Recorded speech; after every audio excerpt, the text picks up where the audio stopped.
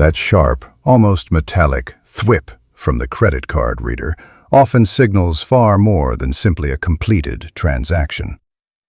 For Brenda Miller, a 42-year-old sales executive, it felt like a punch to the gut. The clock read just past 4:15 in the afternoon on July 27, 2024, at Chicago O'Hare International Airport's bustling Concourse C. She had just paid $7 for a 20-ounce bottle of purified water. $7. Let that sink in for a moment. This wasn't some boutique artisanal blend. This was merely water, a fundamental human need. The price wasn't just inflated. It was a blatant exploitation of a basic physiological requirement, amplified by traveler fatigue and a profound misunderstanding of airport infrastructure. I've seen this exact scenario play out countless times during my 15 years in aviation security and incident analysis. Brenda, utterly exhausted after a cross-country flight, found herself parched, the dry, recirculated cabin air having done its relentless work. She'd navigated the Transportation Security Administration checkpoint, that usual gauntlet of removing shoes and electronics, her empty, reusable bottle tucked away in her carry-on, a silent testament to her initial, more frugal intentions. But once she was past that security bottleneck, the immense main hall of Concourse C, with its dazzling array of shops and eateries, seemed to swallow her entire plan. She simply needed a drink, a cool, refreshing sip to cut through the dryness.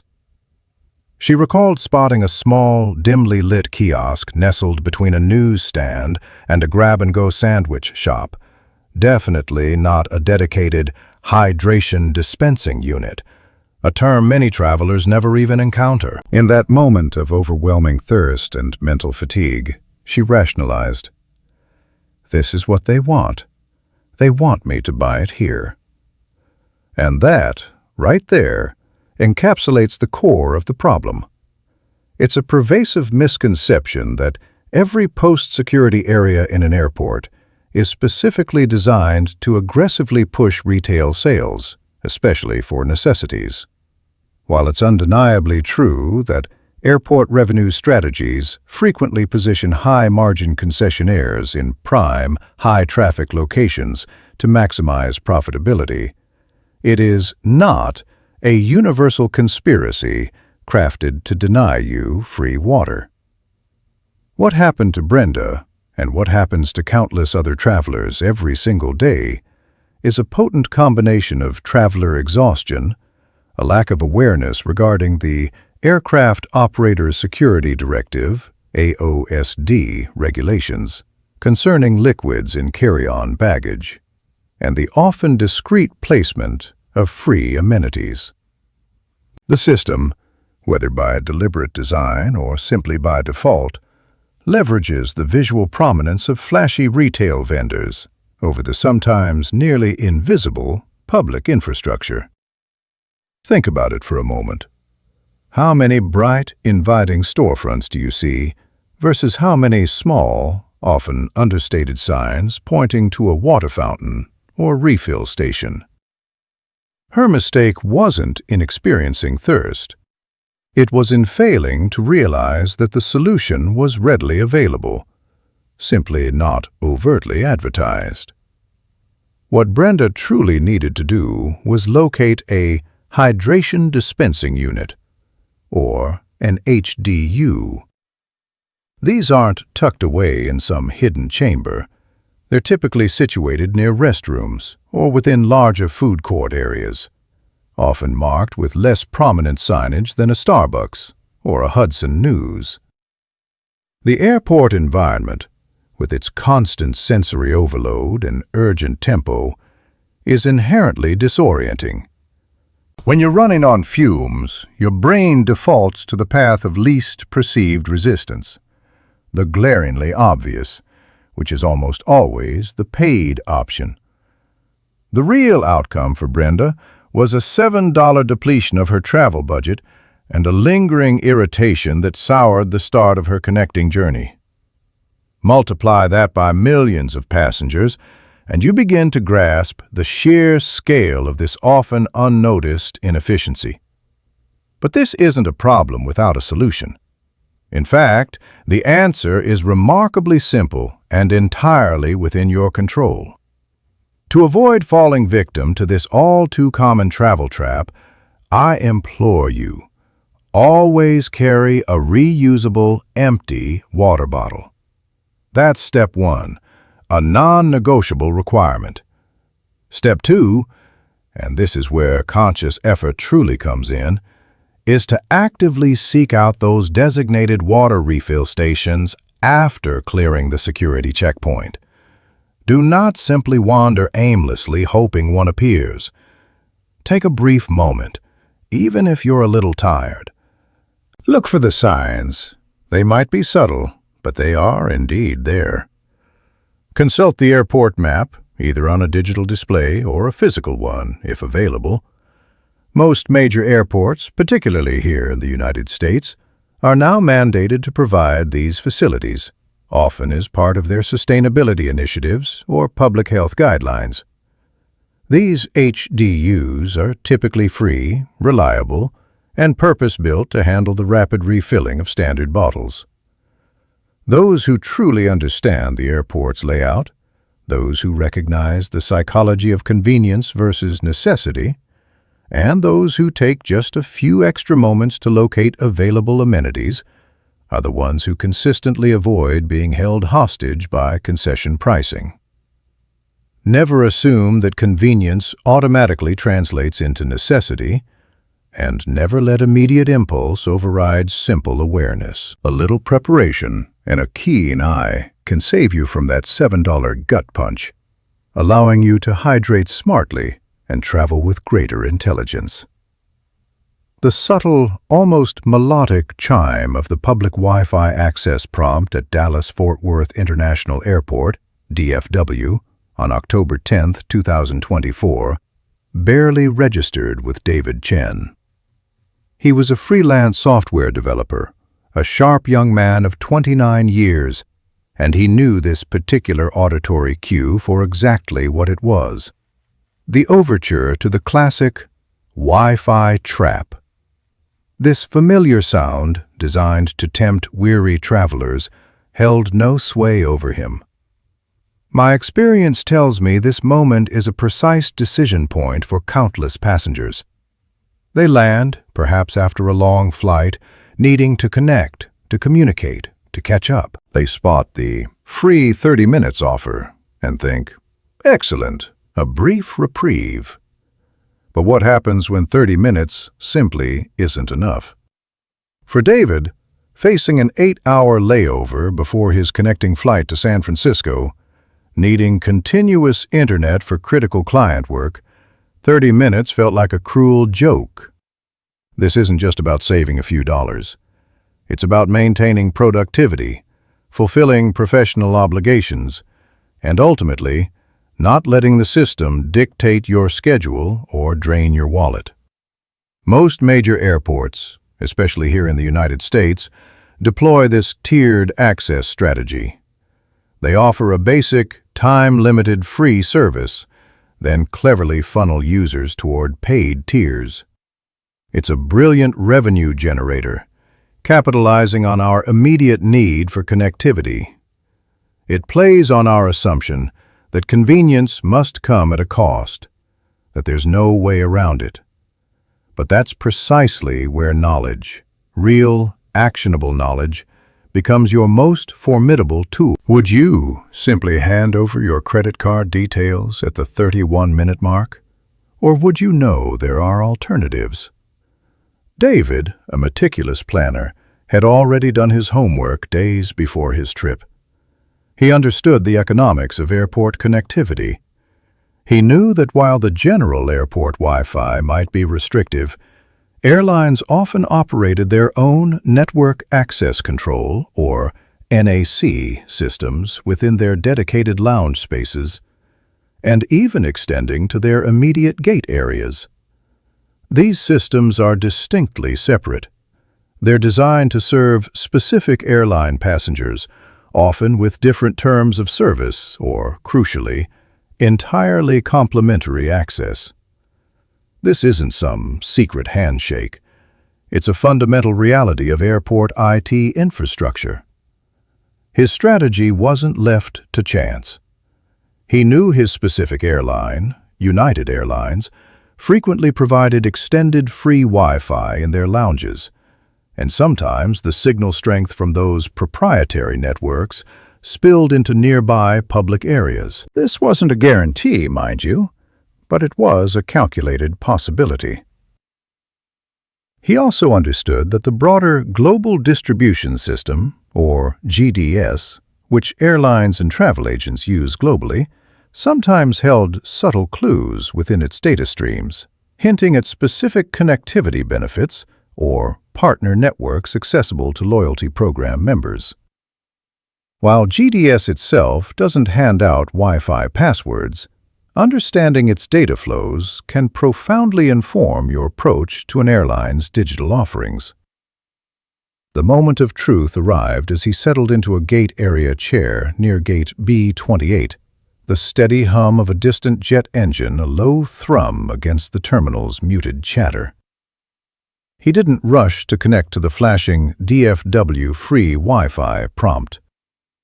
Instead, he opened his device's Wi-Fi settings and patiently scanned the available networks. His eyes quickly located United_guest. The signal strength indicator showed a robust, full connection. With a single tap, his laptop seamlessly joined the network, bypassing the 30-minute public airport limit entirely. No payment gateway, no endless pop-up ads demanding personal information, no arbitrary disconnection, just pure, uninterrupted connectivity. This success wasn't accidental. It was a direct result of understanding the layered nature of airport digital infrastructure. Many airlines invest heavily in their own internal networks to enhance the passenger experience, especially for their frequent flyers. These NAC-controlled systems authenticate users based on their airline affiliation, not their willingness to pay a third-party airport provider. It's an entirely separate digital ecosystem, and those who know how to navigate it gain a distinct advantage. Think about it. An airport's primary public network is a massive, complex beast trying to serve tens of thousands of users simultaneously. It's built for broad access, which often translates into limited bandwidth per user, or restrictive time policies to manage traffic and monetize premium access. An airline's network, however, is often designed with a specific segment of its passengers in mind, and that translates to higher quality, more reliable, and yes, sometimes free connectivity. For anyone facing a similar connectivity challenge, here's what I recommend, distilled into concrete, actionable steps. First, identify your specific airline's Wi-Fi policy. Before you even leave home, check their website or mobile application. Do they offer free Wi-Fi in their lounges? Do they have a dedicated passenger network at the airport you're transiting through? Knowledge is power. Second, explore the vicinity of premium lounges or your airline's dedicated gate areas. Even if you don't have lounge access, the signals from these private networks sometimes bleed into public seating areas, offering a backdoor route to better connectivity. Keep an eye out for specific airline network names. Third, pre-download essential work files or entertainment content. This is your fail-safe. If all else fails, you won't be stranded without productive tasks or diversion. Sometimes, the best Wi-Fi is no Wi-Fi at all, allowing focused work offline. Fourth, and this is crucial for both battery life and preventing unwanted data charges, maintain your device in airplane mode, until you are ready to actively seek and connect to a Wi-Fi network. This conserves your device's battery by preventing it from constantly searching for cellular or Wi-Fi signals, and it ensures no unexpected data drain if you accidentally connect to a roaming cellular network. Only enable Wi-Fi when you're prepared to make a conscious, informed connection. Fifth, always research your specific airport and airline's connectivity options beforehand. Every airport, every airline has its own unique setup. Don't assume one size fits all. A quick search can reveal forum discussions, airport guides, or official policies that point you toward complementary options. Sixth, consider leveraging airline loyalty programs or credit cards that offer airport lounge access. Many of these benefits include free, unlimited Wi-Fi, transforming what could be a frustrating layover into a productive work session. David Chen's 8-hour layover, once a potential productivity nightmare, became a testament to preparation and insight. He avoided the $7 Wi-Fi charge not by luck, but by strategic thinking. It's about leveraging existing infrastructure, understanding the unspoken rules, and taking control of your travel experience. Never assume that the most obvious option is the only option. And certainly, never let immediate impulse override simple awareness and a little bit of legwork. Knowledge isn't just power in the cockpit. It's power in the terminal, too, saving you from that frustrating Wi-Fi trap and allowing you to travel smarter every single time. The shrill, insistent beep, beep, beep from the digital scale at the Suncoast Airways check-in counter at Miami International Airport on a crisp February 3, 2025, wasn't just a sound. It was a public accusation, a stark digital indictment. I've heard that particular symphony countless times, and I know it well.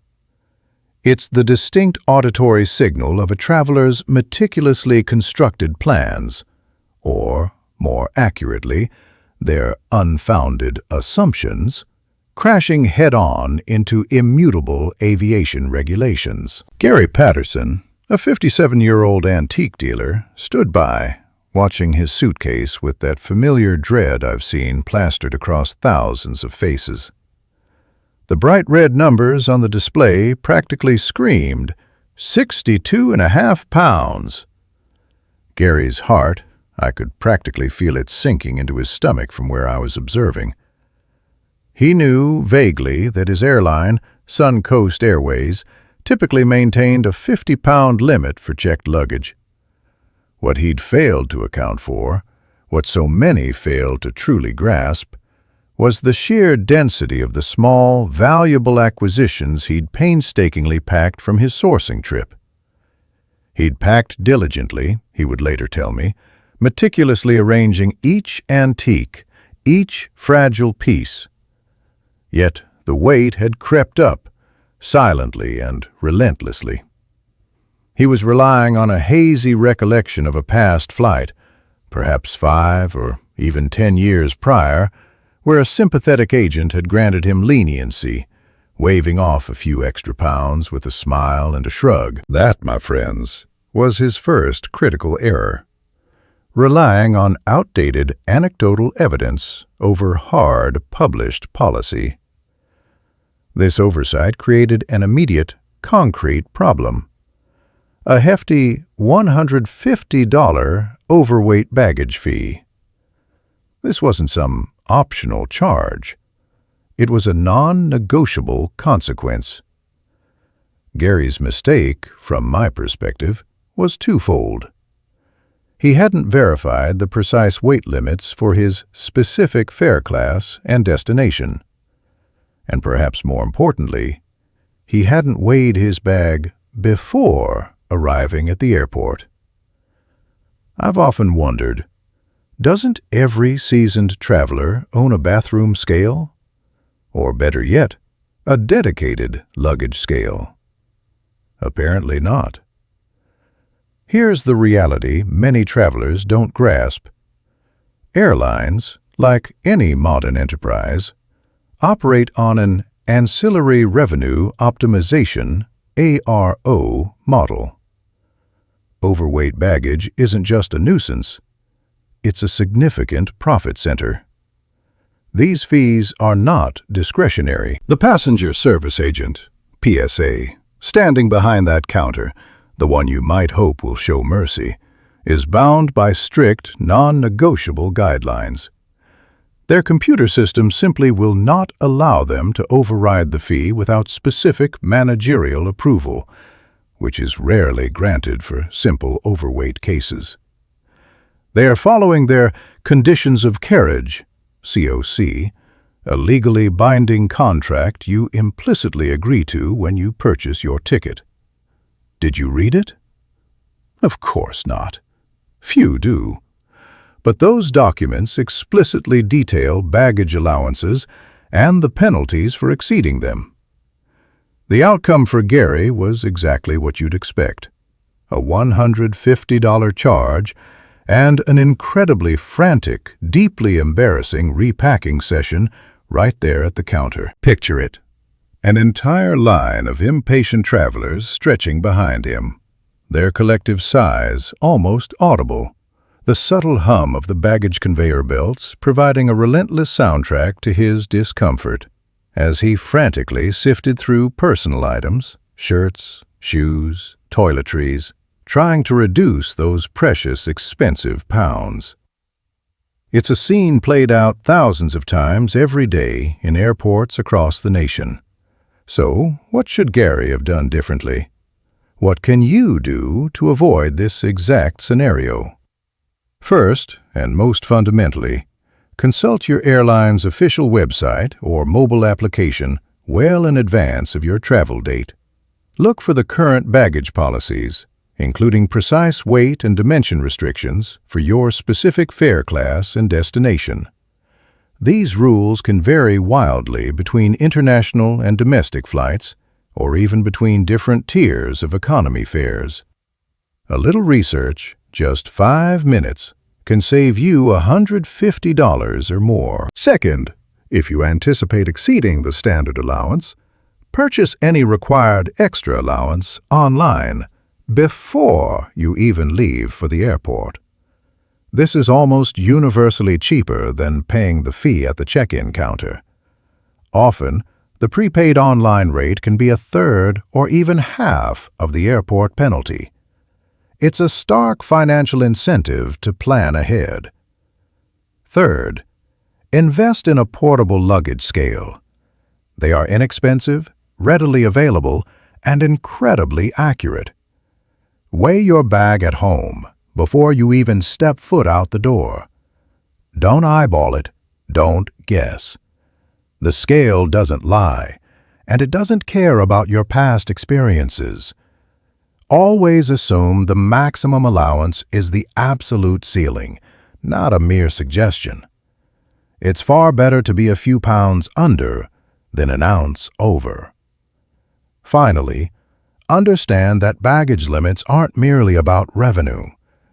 The baggage handling system, BHS, relies on accurate weight distribution for operational efficiency and, critically, for aircraft safety. Overloaded bags, while seemingly minor, affect aircraft balance and fuel consumption, and they place undue strain on the ground handling equipment.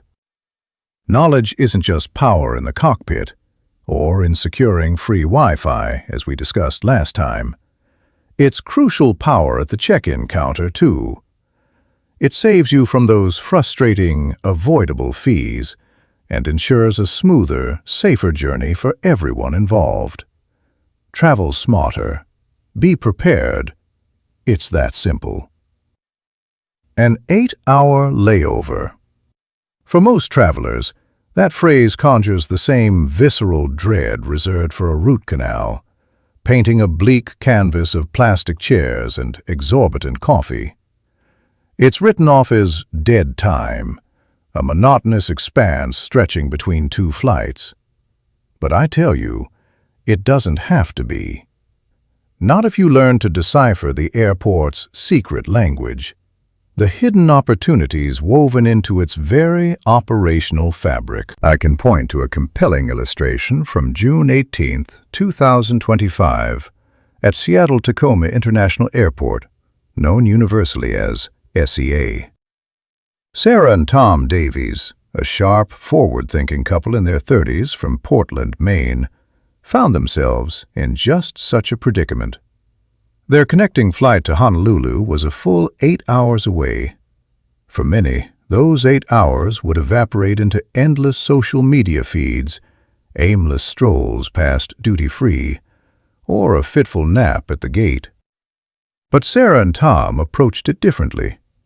They saw not a problem, but potential. Their primary obstacle wasn't a misplaced bag or a delayed departure. It was the looming specter of airport stagnation, the draining mental fatigue that prolonged transit can inflict. What truly distinguished them was their foresight and preparation. Weeks before their journey, they had meticulously delved into online research, specifically zeroing in on layover experiences at SEA. This was no casual scroll.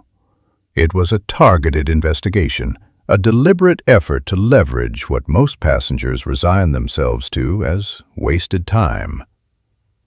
That's how they uncovered the airport's Seattle Explorer Transit Tour, an ingenious program crafted to transform extended transits into brief, complimentary city excursions. The brilliance of this system, and where Sarah and Tom truly excelled, was in their rigorous pre-flight checklist. First, they verified their status as United States citizens, which meant navigating minimal bureaucracy for a short jaunt outside the terminal. This, I emphasize, is a critical, often overlooked detail. While a specific transit visa wasn't required for them, grasping one's personal immigration status and the requirements of the transit country is absolutely paramount. Second, they scrupulously checked their onward flight's minimum connection time, or MCT. They confirmed their 8-hour layover not only comfortably surpassed the MCT, but also provided a generous buffer of several hours.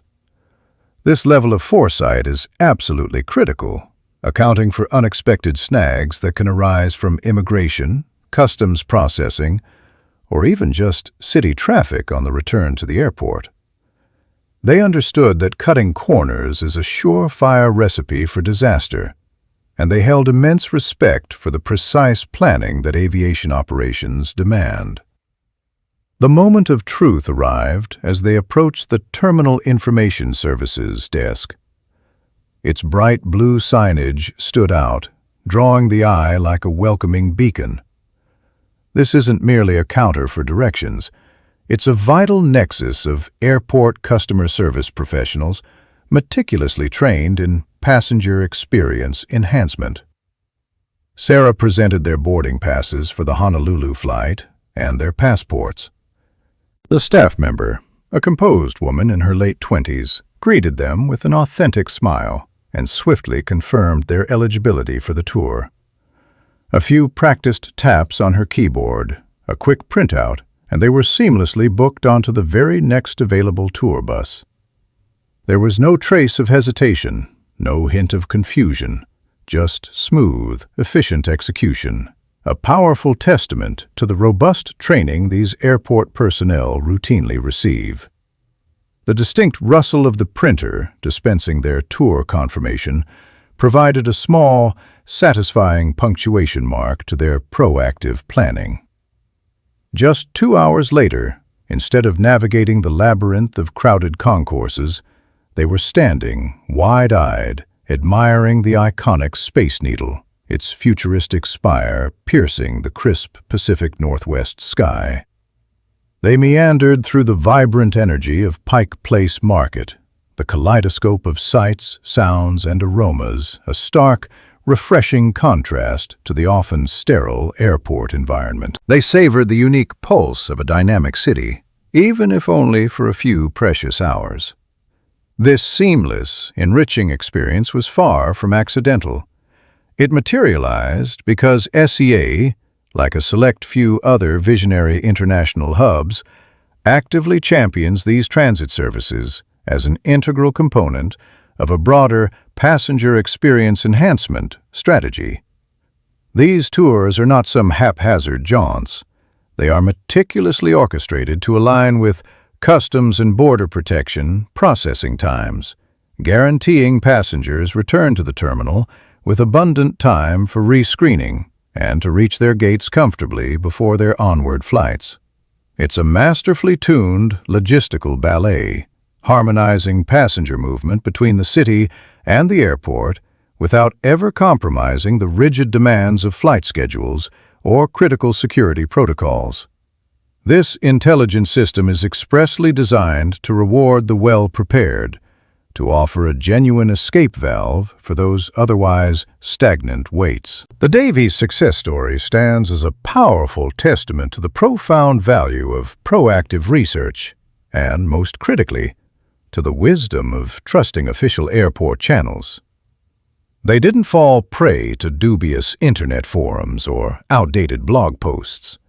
They meticulously sought out verified, airport-backed programs. To replicate their success and transform your own lengthy layover into a chapter of genuine adventure, I offer you a straightforward 5-step checklist. 1. Always confirm if your transit airport provides complimentary or low-cost city tours for layovers. Many do, but these programs aren't always broadly advertised outside the airport perimeter. Always consult official airport websites or look for specific transit programs. 2. Crucially, verify all visa and entry requirements for the country, even if your plan is only for a brief excursion. Your nationality and your ultimate destination can dramatically alter these rules. Never operate on assumption. Always verify directly with the official government sources or reliable airline guidance. 3. Build in ample time for immigration, customs, and rescreening upon your return to the airport. Never cut it too close. Provide yourself a minimum of 3 to 4 hours as a buffer beyond your onward flight's boarding time after you return from a city tour. That extra 80 or 120 minutes can be the definitive difference between a memorable experience and a devastating missed connection. 4. Actively utilize airport information desks. These are not merely places for asking directions. They are an absolute goldmine of accurate, real-time advice concerning transit programs, local attractions, and any operational adjustments. The human element, the expertise of trained airport customer service personnel, is truly invaluable. 5. Proactively consider incorporating travel insurance that specifically covers missed connections due to unexpected delays, even when you're taking full advantage of transit tours. While these tours are meticulously designed for safety and efficiency, unforeseen circumstances can always arise.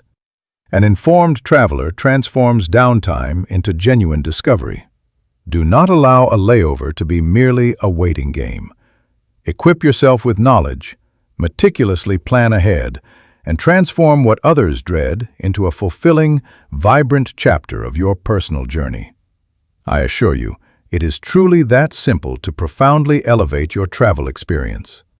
That crisp, digital ping, the kind that signals an updated boarding pass, instantly sends a shiver of familiar frustration down my spine. I've witnessed its aftermath countless times during my decades analyzing aviation incidents and navigating airport complexities. It was 9:05 in the morning on November 12, 2025, when Chloe Davis, a 23-year-old college student, saw it on her phone. She was flying out of Los Angeles International Airport, commonly known as LAX, to New York, and that notification confirmed her online check-in. Her eyes scanned the details, landing on her assigned seat, 14D. A familiar wave of confusion, then disappointment, began to wash over her. She and her friend, Liam, had booked their basic economy tickets as a pair, anticipating a 6-hour cross-country flight. Chloe simply assumed they would be seated side by side, or at the very least, in the same row. And that, right there, was her critical misstep. A dangerous assumption that doing the sensible thing, checking in online the moment the window opened, would guarantee their proximity. I call this the seat selection swindle, a pervasive misconception that traps far too many unsuspecting travelers. Understand this. Airlines, like our hypothetical West Coast Air, are masters of a highly sophisticated game, and basic economy fares are a critical instrument in their ancillary revenue generation, or ARG, strategy. Chloe, like so many others, believed that early check-in was some kind of magic key to adjacent seating. This is a common myth, fed by a fundamental misunderstanding about how these systems truly operate. She thought she was being proactive, smart even, by completing her check-in within the Standard Departure Control System, or DCS, window, which, by the way, typically opens 24 hours before takeoff. What she didn't realize was that her basic economy fare class explicitly excluded any advanced seat assignment.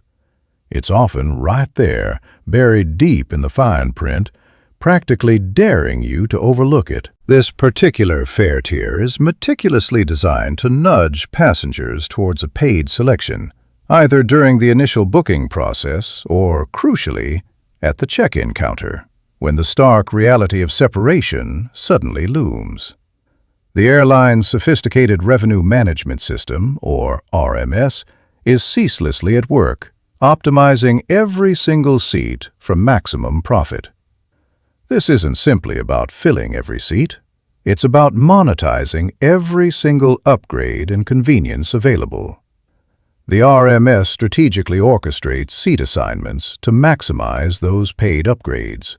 It ensures that travelers without paid selections are deliberately dispersed across the cabin. Consider this. Why would an airline willingly surrender premium seats, or even adjacent standard seats, for free if they know a passenger might pay extra to avoid a middle seat, or to sit next to a loved one?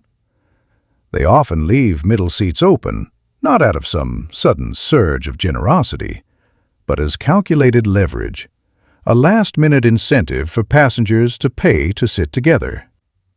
Or perhaps someone is willing to upgrade to an economy plus seat with more legroom to escape the illusory randomness. This isn't arbitrary chaos. It is meticulously, ruthlessly planned.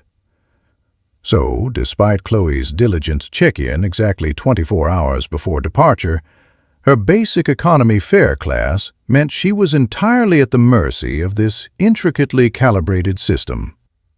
The ping she heard, confirming her seat in 14D, was followed by Liam's, confirming his seat in 26F. My investigations have uncovered countless similar incidents. The undeniable truth is that the system is meticulously engineered to generate discomfort, to exploit the perceived inconvenience of separation against the price-sensitive traveler. They want you to feel that distinct pinch of regret, that gnawing feeling that perhaps you should have shelled out an extra $20 or $30 during the initial booking. So, what did this intricate dance mean for Chloe and Liam? They were assigned seats in entirely different rows, separated by several aisles. Picture a grueling 6-hour cross-country flight, unable to converse effortlessly, unable to share a simple meal, or genuinely enjoy the journey side by side. That is precisely what they faced. It resulted in a frustrating and, frankly, diminished experience for them both. A fundamental misunderstanding of the airline's rules transformed what could have been a pleasant trip into a tedious endurance test. So, what was the crucial lesson Chloe, and frankly, all of us, needed to grasp? The core understanding is this. A basic economy fare is restrictive by its very design. It's far more than just a cheaper ticket. It's a deliberately stripped-down product meticulously crafted to offer minimal amenities. Always, and I mean always, scrutinize those fare rules. I admit they won't make for light reading, but they are absolutely critical. If you're traveling with companions and guaranteed adjacent seating is non-negotiable for your travel experience, then you have two clear paths forward. First, invest in a standard economy fare that explicitly bundles seat selection into its package. Yes, it might mean shelling out an additional $50 or $80 per ticket, but what you purchase isn't just a seat. It's peace of mind. It's certainty. Second, if the basic economy route is your only option, then budget to pay that additional fee to select your seats, either during the initial booking or, as a last resort, at the airport check-in counter. Never gamble on the kindness of strangers, and certainly not on the benevolence of an airline's revenue management system. This isn't charity, it's a business. The entire system is ruthlessly designed to optimize seat inventory for maximum profit, not to foster passenger camaraderie. Never simply rely on assumptions. Instead, proactively scrutinize the fine print of your fare.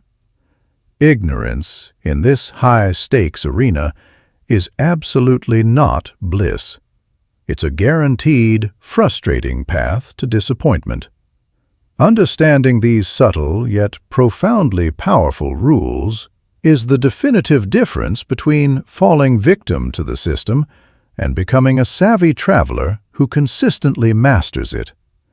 Arm yourself with this knowledge, and I promise you, air travel transforms. It becomes far more predictable and infinitely more enjoyable, even when you're flying on the most restrictive fares. You, the traveler, hold the power to choose wisely, but only, and I mean only, if you truly understand the game you're playing.